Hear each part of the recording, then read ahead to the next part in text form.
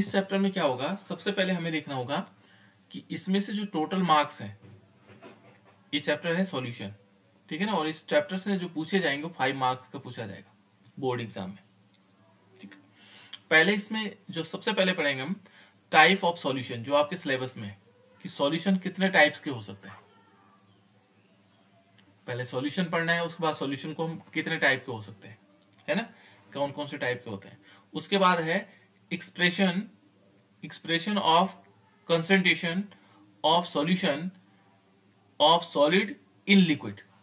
यहां पर हमें क्या करना है, एक्सप्रेस करना है, क्या दिखाना हमें, है ना, कि जो कंसंट्रेशन है, कंसंट्रेशन जानते हैं आप लोग, कंसंट्रेशन जानते हैं ना, कंसंट्रेशन क्या होता है कि जैसे कंसंट्रेशन शब्द जो होता है बेटा, कंसंट्रेशन ऐसा होता है कि जैसे मानो हमारे पास है दो चीजें, एक है सॉल्यूट और दूसरा क्या है, सॉल्वेंट है। सॉल्यूट आप लोग जानते हैं क्या होता है, जो माइनर अमाउंट होती है ना, जो माइनर अमाउंट होती है किसमें, सॉल्यूशन में। तो सॉल्यूशन मिला करके, सॉल्यूशन जैसे माना हमारे पास सॉल्यूशन है, तो सॉल्यूशन में क्या होगा, सॉल्यूशन क्या होगा, जो माइनर अमाउंट होगी वो हो गए सॉल्यूट, जो मेजर अमाउंट होगी वो सॉल्वेंट हो जाएगा, है ना। तो अब ये कह रहा है कि कंसंट्रेशन, देखो यहां पर क्या कर रहा है, expression of concentration of solution, ठीक है ना, उस सॉल्यूशन की देखने हमने कंसंट्रेशन देखनी। कंसंट्रेशन में क्या होता है कि जो नंबर ऑफ सॉल्यूट है वो देखा जाता है कितनी अमाउंट में जो है सॉल्वेंट में घुला हुआ है, कितने अमाउंट में घुला हुआ है। जैसे मान लीजिए हमने लिया है यहाँ पर एक चीज होता है बेटा हमारे पास सुगर, जिसको हम चीनी बोलते हैं हिंदी में, ठीक है ना, सुगर है, ठीक है ना। हमने सुगर को लिया और वाटर लिया, दो चीजें हमारे पास है, एक सुगर है एक वाटर है ना। और इस सुगर हमने वाटर लिया, तो वाटर यहाँ पर क्या है, लार्ज अमाउंट में हमने लिया, इट मीन्स ये क्या होगा, ये हमारे पास सॉल्वेंट होगा, ठीक है ना। और जो स्मॉल अमाउंट में हमने सुगर लिया तो ये क्या हो जाएगा, सॉल्यूट। अब मान लीजिए हमने क्या किया, एक टेबल स्पून लिया, है ना, एक हमने चाय का चम्मच लिया, जिसको हम टी स्पून कह सकते हैं। एक चाय के चम्मच से हमने क्या किया, एक चम्मच चीनी डाली, इसमें शुगर डाला, है ना।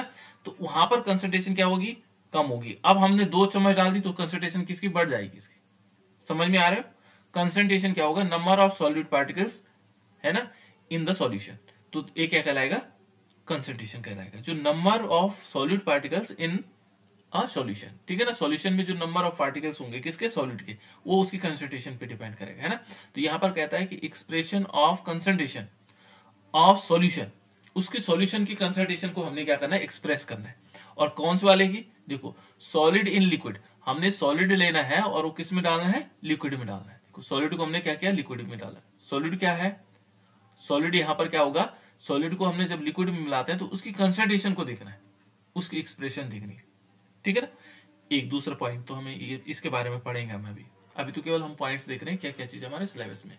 दूसरा देखो बेटा इसमें सॉल्युबिलिटी, सॉल्युबिलिटी क्या होती है, देखो solubility of gases in liquid, जो गैस है, गैस तो आप लोग जानते हैं, लाइक ऑक्सीजन, ऑक्सीजन भी एक गैस है, हाइड्रोजन, ठीक है ना, ये सारे गैसेस है, नाइट्रोजन, ठीक है ना, और भी गैसेस हो सकते हैं, कार्बन डाइऑक्साइड, बहुत सारी गैसें होती है हमारे पास, है ना।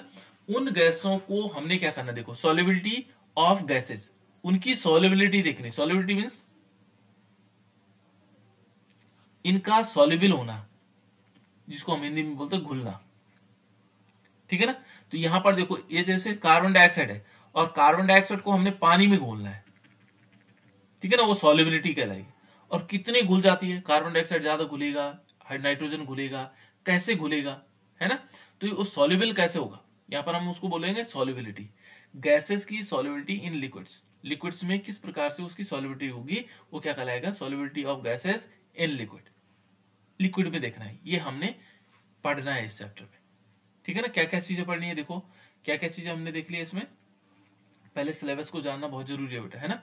पहले टाइप ऑफ सॉल्यूशन, कितने टाइप के हो सकते हैं सॉल्यूशन, है ना, होमोजीनियस हो सकता है, हेट्रोजीनियस हो सकता है, या हमारे पास अलग अलग टाइप के गैसेस सॉल्यूशन हो सकता है, लिक्विड सॉल्यूशन हो सकता है, सॉलिड सॉल्यूशन हो सकते हैं, अलग अलग टाइप के सॉल्यूशन होते हैं, है ना। तो ये टाइप ऑफ सॉल्यूशन है। दूसरा हमने क्या करना है, expression of concentration of solution of solid in liquid, solid को लिक्विड में जो क्या होगी उसकी कंसंट्रेशन को नोट करना है, ठीक है ना, उसको जानना है। उसके बाद है solubility of gases in liquid, और सॉल्युबिलिटी देखनी किसकी, गैसेस की लिक्विड में, ये तो 3 स्टेप हुए। सेकंड, यदि हम इसके बाद देखेंगे बेटा सॉलिड सॉल्यूशन, जो मैंने टाइप ऑफ सॉल्यूशन बताया आपको, कितने प्रकार के बताए थे, गैसेस सॉल्यूशन बताया था, लिक्विड सॉल्यूशन बताया था, और ये कौन सा है, ये सॉलिड सॉल्यूशन है। कौन सा सॉल्यूशन है, सॉलिड सॉल्यूशन। अब बताएंगे किस टाइप, कौन कौन से टाइप सॉलिड सॉल्यूशन कौन से हो सकते हैं, है ना। तो यहां पर हमने केवल सॉलिड सॉल्यूशन को पढ़ना है। जो मैंने बताया था कौन कौन से, एक कौन कितने टाइप के हो सकते हैं, गैसियस, है ना, सॉरी ये गैसियस होगा, ये गैसियस सॉल्यूशन है ना, गैसियस सॉल्यूशन है। इसको सॉल्यूशन को हम शॉर्ट में ऐसे लिखते हैं, है ना। दूसरा हमारे पास लिक्विड सॉल्यूशन है, दूसरा कौन सा है, लिक्विड सॉल्यूशन है, इसको शॉर्ट में सॉल्यूशन ऐसे लिख लेते हैं, है ना। और तीसरा हमारे पास सॉलिड सॉल्यूशन होगा, कौन सा होगा, सॉलिड सॉल्यूशन। तो ये 3 टाइप में से ये वाला टाइप हमने पढ़ना है। यहां तो हमें जानना है कि कौन से होते हैं गैसेस, लेकिन इसके बारे में हमें डिटेल से पढ़नी, कौन सा, सॉलिड सॉल्यूशन। एंड लास्ट, एक सेकंड लास्ट ये है बेटा इसमें कॉलिगेटिव प्रॉपर्टीज। कॉलिगेटिव प्रॉपर्टीज होती है। कॉलिगेटिव प्रॉपर्टीज होती क्या है, पहले हम इसको समझ लेते हैं। क्या होता है बेटा कॉलिगेटिव प्रॉपर्टीज, किसी को मालूम है कॉलिगेटिव प्रॉपर्टीज क्या होते हैं?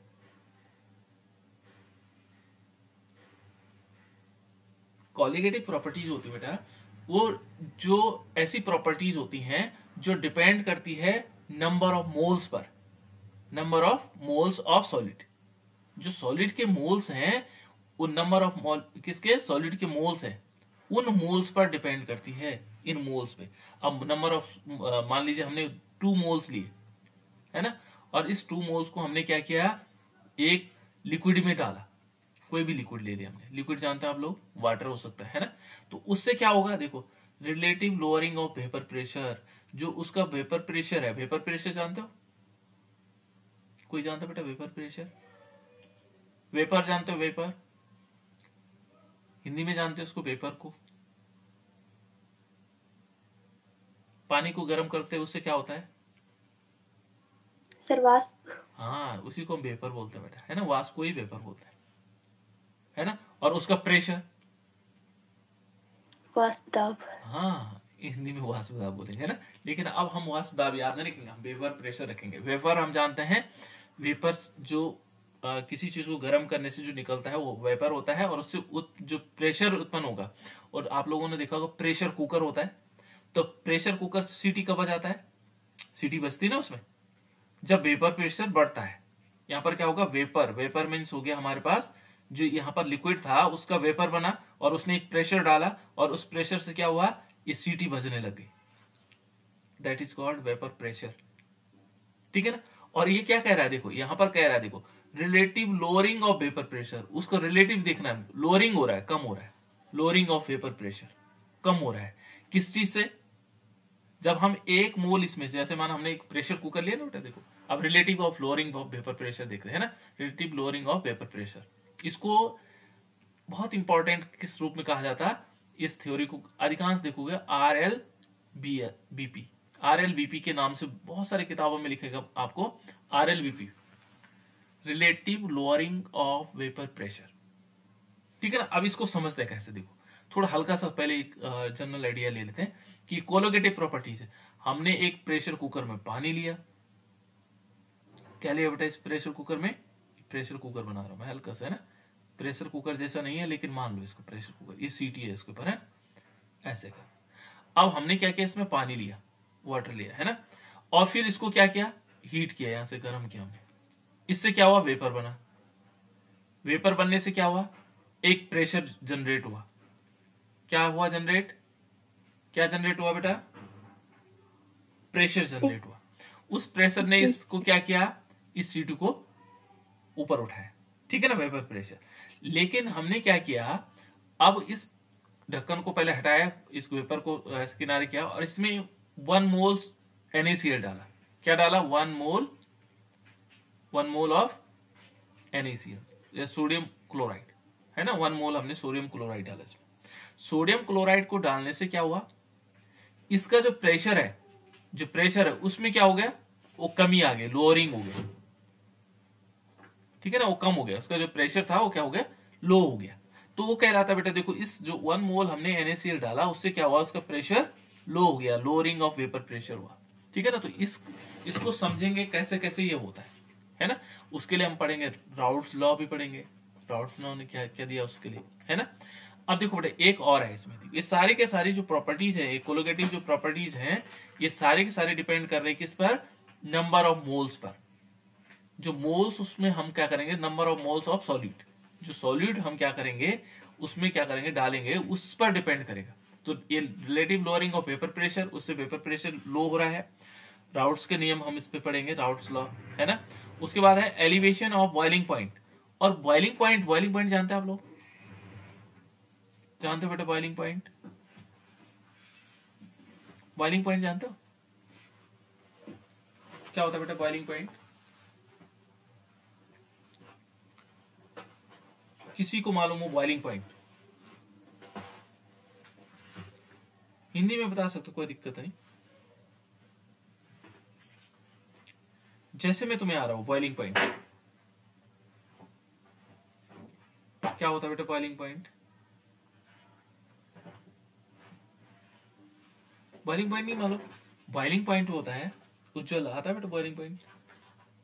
नहीं। अच्छा नहीं आता, ठीक है। अब यदि मैं इसी को बोलूं को क्वथनांक, तो आप लोग तुरंत बता दोगे क्या है क्वथनांक।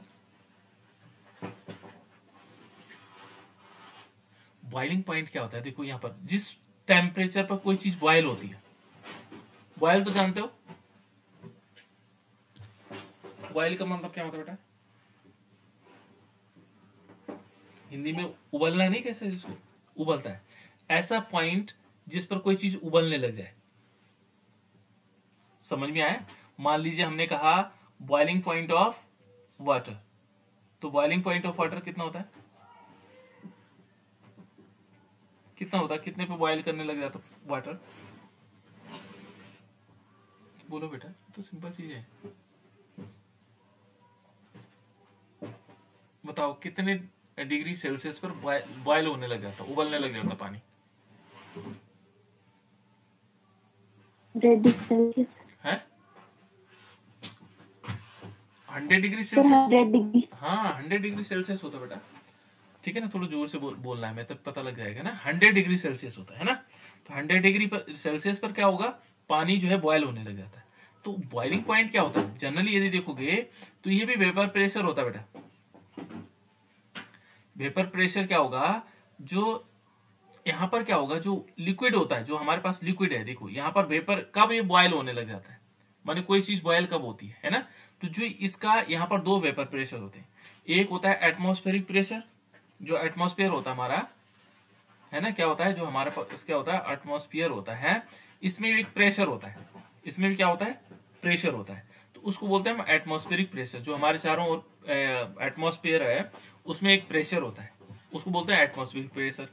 और एक जो यहाँ पर हमारे पास जैसे लिक्विड है, मान लीजिए हमारे पास वाटर है, तो इस वाटर का भी क्या होगा, एक प्रेशर होगा, है ना, जिसको हम लिक्विड प्रेशर कह सकते हैं, यहाँ पर लिक्विड का प्रेशर भी कह सकते हैं इस लिक्विड का। तो मान लीजिए जब इस लिक्विड का प्रेशर इस एटमॉस्फेरिक प्रेशर के इक्वल हो जाता है, क्या कहा मैंने, जो हमारे पास लिक्विड है उसका जो प्रेशर है और इस एटमॉस्फेयर का जो प्रेशर है, वो जब दोनों इक्वल होने लग जाते हैं तो इसी को बोलते हैं बॉइलिंग पॉइंट। उसमें उबलने लग जाता, पानी उबलने लग जाता, पानी हो या कोई भी चीज हो, है ना, अलग अलग चीजों का।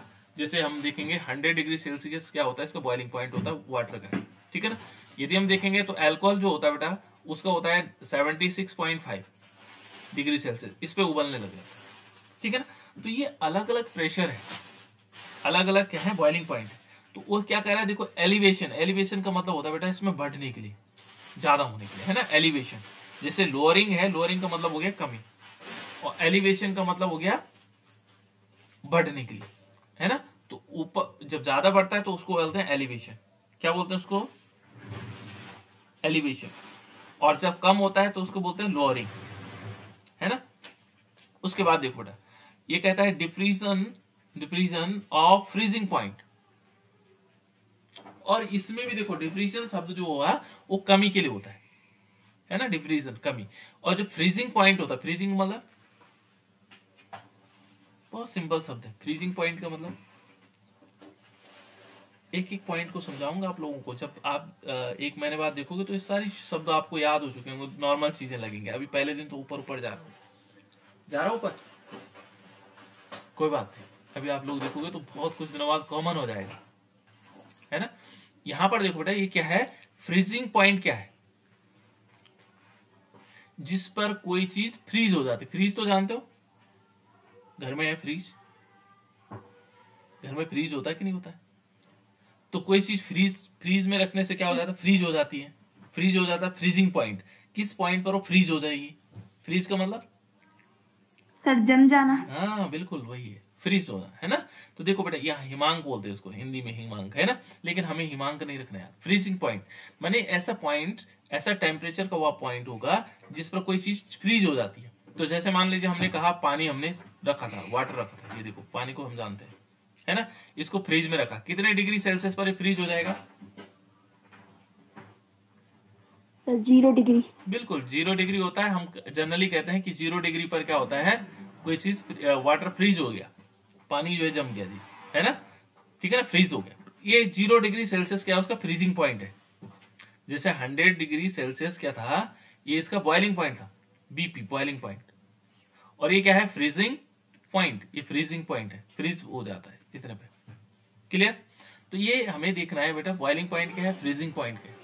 तो इसमें डिप्रीजन हो रहा है, देखो क्या हो रहा है, डिप्रीजन हो रहा है, मानी कमी हो रही है उसमें। फ्रीजिंग पॉइंट जल्दी हो जा रहा है। जैसे माना 0 डिग्री पर था, हमने कहा देखा, तो ये 10 डिग्री पर फ्रीज हो गया, है ना, तो कमी हो गई उसमें, है ना, यानी कि उसको जल्दी ही जम गया, है ना। तो ये है बेटा फ्रीजिंग पॉइंट। इसके बारे में पढ़ेंगे हम, फ्रीजिंग पॉइंट के बारे में, कि फ्रीजिंग पॉइंट किस प्रकार से काम कर रहा है, कौन कौन से रूल लग रहे हैं, ये सारी चीजें। अभी तो केवल हम उनके पॉइंट्स देख रहे हैं, क्या क्या चीजें हमने इस चैप्टर में पढ़ना है। लास्ट है बेटा इसमें ऑस्मोटिक प्रेशर।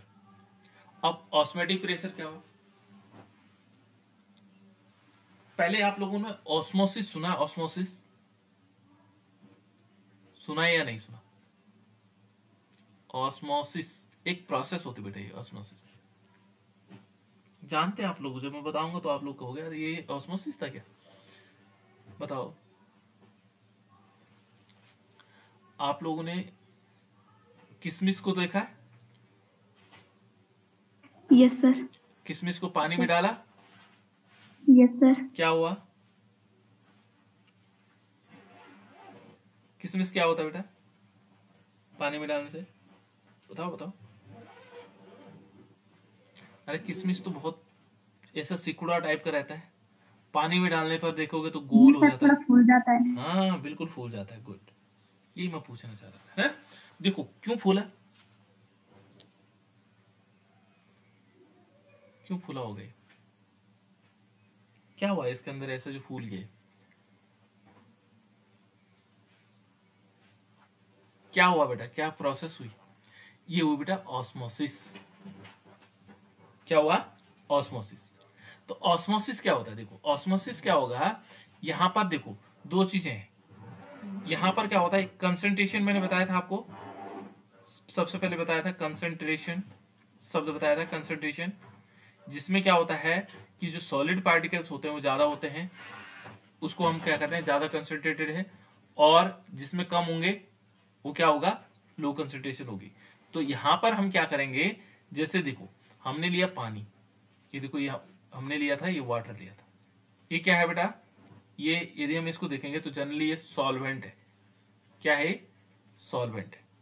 यहां हमने किशमिश लिया, किशमिश ऐसा पतला सा है ना, इस टाइप से, यहां देखेंगे तो ये पानी को यहां तक भर दिया, इसके ऊपर तक, तो इसमें क्या हुआ, यहां क्या था, जो कंसंट्रेशन थी ये लो थी, क्या थी, यहां लो कंसंट्रेशन। यहां देखोगे तो किशमिश के अंदर क्या होता है, मीठापन होता है ना, शुगर सॉल्यूशन, शुगर भी हो सकता है सॉल्यूशन। इस यदि यहां देखेंगे तो यहां क्या है, इसके अंदर कंसंट्रेशन ज्यादा है। तो जो सॉल्वेंट होता है, पहले हम ऑस्मोसिस समझ रहे हैं बेटा, देखो जो सॉल्वेंट होता है वो लो कंसंट्रेशन से हाई कंसंट्रेशन की ओर जब जाता है, और किसके द्वारा, एसपीएम के द्वारा, एसपीएम, एसपीएम क्या हुआ, सेमी परमेबल मेम्ब्रेन, तीन चीजें, सेमी परमेबल मेम्ब्रेन, ये सेमी परमेबल मेम्ब्रेन है। तो इस सेमी परमेबल से क्या होगा, इस सेमी परमेबल मेम्ब्रेन से क्या होगा कि यहां से सॉल्वेंट क्या होगा, इस किशमिश के अंदर जाने लगेगा। लो कंसंट्रेशन से हाई कंसंट्रेशन की ओर सॉल्वेंट के पार्टिकल्स जब मूवमेंट करते हैं तो उस प्रोसेस को बोलते हैं ऑस्मोसिस। क्या बोलते हैं उसको, क्या बोलते बेटा उसको? ऑस्मोसिस। ऑस्मोसिस। अब देखो ये तो तुमने सीख लिया कि ऑस्मोसिस ही हो गया। अब मैं कहूं कि आप लोगों ने ये फूली हुई किशमिश है, ये जो किशमिश है ये फूल गई है, अब इसको फिर वैसे सिकुड़ी हुई बनाना, तो बना सकते हो? बन सकता है बेटा, यस और नो? ये जो फूल गई किशमिश, इसको हमें फिर वापस वैसे ही बनाना है, बन सकता है? यस और नो? जनरली बताओ बेटा। आप लोगों को हाँ और नहीं बोलना है। यदि समझ में आया तब मैं समझूंगा ना कि आपको पता नहीं था। बन सकता है? Yes sir. कैसे? अगला क्वेश्चन तो ये हाउ, कैसे हम इसको ऐसे कन्वर्ट कर सकते हैं? अब आता है या नहीं आता? ये सुनो, हो सकता है बेटा ऐसे? हो सकता है। देखो हमने अभी यहां पर पढ़ा कि जो ऑस्मोसिस प्रोसेस होती है, लो कंसंट्रेशन से सॉल्वेंट के जो पार्टिकल्स हैं वो हाई कंसंट्रेशन की तरफ जाते हैं, ठीक है ना? वो हाई कंसंट्रेशन की तरफ जाते हैं। जो लो कंसंट्रेशन है उससे कहां जाते हैं? हाई कंसंट्रेशन की तरफ जाते हैं। कौन जाते हैं? कौन जाते हैं बेटा? सॉल्वेंट, ठीक है ना? कौन जाते हैं? सॉल्वेंट। तो कैसे होगा देखो यहां पर यदि हम देखेंगे तो ये लो कंसंट्रेशन से हाई कंसंट्रेशन की तरफ जा रहे हैं, ये जा रहे हैं कौन? सॉल्वेंट पार्टिकल्स, ठीक है ना? अब यहां पर देखो बेटा कैसे होगा, जैसे हमने किशमिश देखा, ये किशमिश है, ठीक है ना? ये फूली हुई है। अब हमने क्या करना है, यहां पर पानी लेना है। देखो पानी लिया हमने, वाटर मॉलिक्यूल्स लिए, वाटर लिए, और इस वाटर में क्या करना है, इसकी कंसंट्रेशन बढ़ा दो। कंसंट्रेशन कैसे बढ़ाएंगे? कंसंट्रेशन कैसे बढ़ाएंगे बेटा इसकी? इसकी कंसंट्रेशन कैसे बढ़ाएंगे? यहां नमक डाल देंगे। देखो नमक का पानी ले लो, ज्यादा नमक का पानी ले लेंगे ना तो यहां कंसंट्रेशन क्या होगा? NaCl डाल देंगे, ठीक है ना? तो NaCl डाल देंगे तो इससे क्या होगा, यहाँ की कंसंट्रेशन बढ़ जाएगी, और बढ़ जाएगी फिर क्या होगा, जो पानी अंदर गया था वो सब बाहर निकलने लग जाएगा ऐसे, ठीक है ना? वो क्या होगा, यहां बाहर निकलने लग जाएगा, और पानी बाहर निकल जाएगा तो फिर क्या हो जाएगा, ये किशमिश सिकुड़ जाएगी। तब भी ये कौन सी प्रोसेस हो रही है? ऑस्मोसिस हो रही है। क्या हो रही है? ऑस्मोसिस। तो इस टाइप से अब देखो बेटे, इस ऑस्मोसिस प्रोसेस को जो रोकने के लिए प्रेशर लगाया जाता है कि ऑस्मोसिस प्रोसेस न हो, तो उसको बोलते हैं ऑस्मोटिक प्रेशर। उसको क्या बोलते हैं? Osmotic pressure. यानी कि जो इतना प्रेशर लगाना है कि ये जो प्रोसेस हो रही है वो रुक जाए। इसके बारे में हम धीरे धीरे और पढ़ेंगे, अभी डिटेल में पढ़ेंगे इसको, है ना? तो आप लोगों को केवल शब्द से परिचय करवा रहा हूं मैं, कि ताकि इन शब्दों से आप लोग फेमिलियर हो जाएंगे। अभी कुछ दिनों में आप लोगों को लगे कि बहुत आसान चीजें हैं, है ना? अभी आप लोगों को घबराना नहीं। उसके बाद ये तो हो गया हमारे पास इतनी सारी चीजें, अभी तो इसमें बहुत दिन लगेंगे, है ना? इसको 1 महीने में परिणाम ने, ठीक है? अब देखो उसके बाद एक और है डिटर्मिनेशन, ये है डिटर्मिनेशन ऑफ मॉलिक्यूलर मासेस। जो मॉलिक्यूलर मासेस होते हैं उनका डिटर्मिनेशन करना है यूजिंग कोलिगेटिव प्रॉपर्टीज, उनका मास निकालना है, ये हमने पढ़ना है। दूसरा है एबनॉर्मल मॉलिक्यूलर मास, जो मॉलिक्यूलर मास होगा उसको एबनॉर्मल मॉलिक्यूलर मास होते हैं। और एक शब्द आप लोगों ने बहुत सुना होगा ये आजकल, वांट ऑफ फैक्टर या वांट ऑफ कारक। ये निकालना, कैसे निकालने हैं वो हम निकाल भी रहे थे आजकल, है ना? बहुत सारी बार निकाल दिए। तो ये सारी चीजें हमने पढ़नी बेटा इस यूनिट के अंतर्गत, और इस यूनिट से हमारे पास 5 नंबर का आएगा। कितने नंबर का आएगा? 5 नंबर का। ये चीजें हमने पढ़नी, ठीक है ना? तो चलो शुरू करते हैं। आज 1-2 चीज पढ़ेंगे और फिर बहुत सिंपल सिंपल चीजें से पढ़ेंगे। पहले देखो बेटा सॉल्यूशन क्या है ना? वो सॉल्यूशन क्या है? तो सॉल्यूशन को जानते हैं हम लोग, आप लोग जानते हैं कि डेफिनेशन इसको जानते हैं कि द होमोजेनियस मिक्सचर। कैसा है बेटा? The homogeneous mixture of two और मोर देन टू सब्सटेंस। ठीक है ना। जहां पर क्या होगा, ये डेफिनेशन आज ही याद करनी है आपको, ठीक है ना, कि होमोजेनियस मिक्सचर क्या होता है, जो सॉल्यूशन क्या होता है, the homogeneous mixture of two और more than two substance is called solution. ठीक है ना। यहां पर क्या होते हैं, या तो टू होंगे, टू सब्सटेंस होंगे, जैसे मान लीजिए सपोज हमने कहा NaCl होगा, है ना, और प्लस वाटर हो जाएगा, जैसे यहां पर लिखा हुआ भी है सॉल्यूट प्लस सॉल्वेंट। एक तो सॉल्यूट होगा और एक क्या होगा, सॉल्वेंट होगा, और इन दोनों का जो मिक्सचर होगा, होमोजीनियस मिक्सचर होगा, वो क्या कहलाएगा, हमारे पास सॉल्यूशन कहलाएगा। ठीक है ना। होमो का मतलब होता है बेटा इक्वल, जो समान रूप से होगा, इक्वल, है ना, और जीनियस का मतलब होता है वितरित, जैसे फैला हुआ है। अब जैसे होमोजीनियस मिक्सचर, पहले मैं होमोजीनियस समझ आता हूं आपको। होमोजीनियस का मतलब क्या होता है, कोई जानता है बेटा होमोजीनियस, जानते हो? होमोजीनियस मिक्सचर कैसा होता है कि जैसे सपोज हमने ये लिया बेटा वाटर लिया, है ना, और इसमें हमने क्या किया, शुगर को मिलाया। शुगर जानते हैं आप लोग? शुगर तो जानते हो, यस सर। क्या होता है? सर चीनी। हाँ, फॉर्मूला क्या होता है बेटा इसका?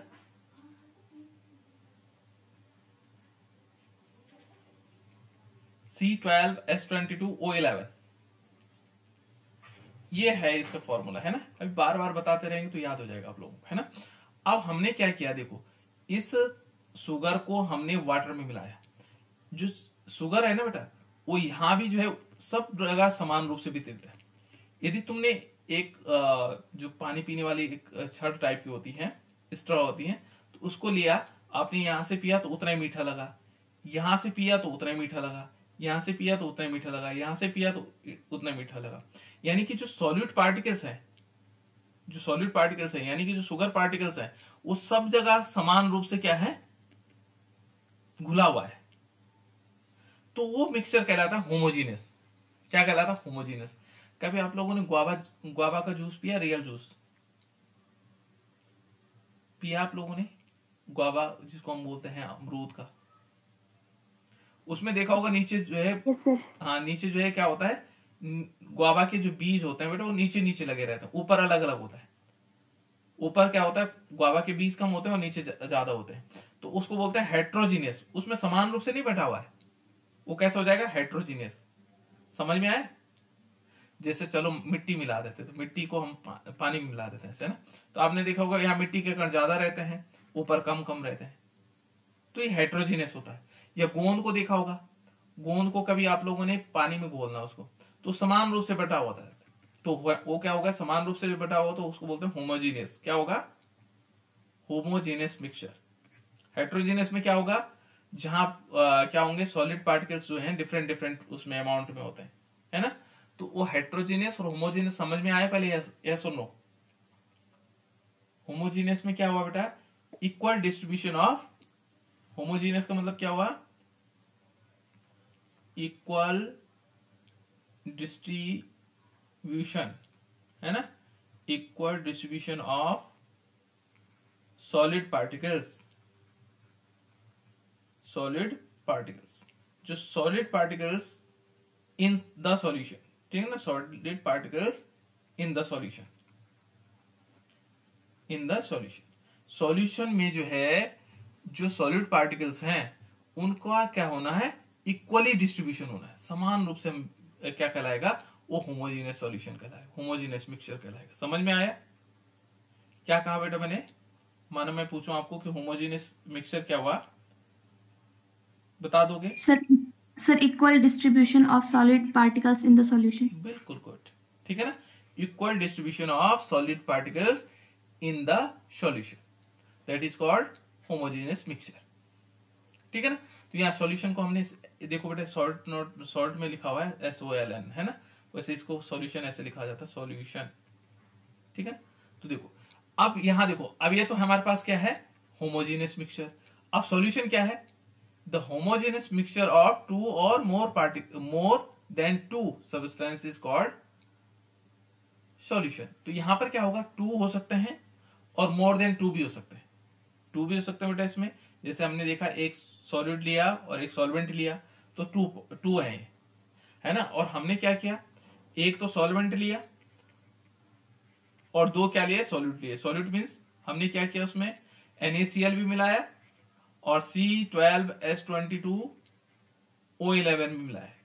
ये 2 चीजें देखो, 3 हो गए ना, तो ये देखो मोर देन 2 हो गए सब्सटेंस, और वो क्या कहलाएगा हमारे पास, सॉल्यूशन कहलाएगा। जहां पर होमोजेनियस मिक्सचर ऑफ 2 और more then 2 substance is called homogeneous mixture, ठीक है ना। और यहां पर ये हो गया बेटा हमारे पास सॉल्यूशन, इसको क्या बोलेंगे, सॉल्यूशन। और सॉल्यूशन में क्या होगा, सॉल्यूट प्लस सॉल्वेंट मिला करके सॉल्यूशन होता है। ये डेफिनेशन हुई किसकी, सॉल्यूशन की। किसकी डेफिनेशन हुई बेटा, सॉल्यूशन की, ठीक है। तो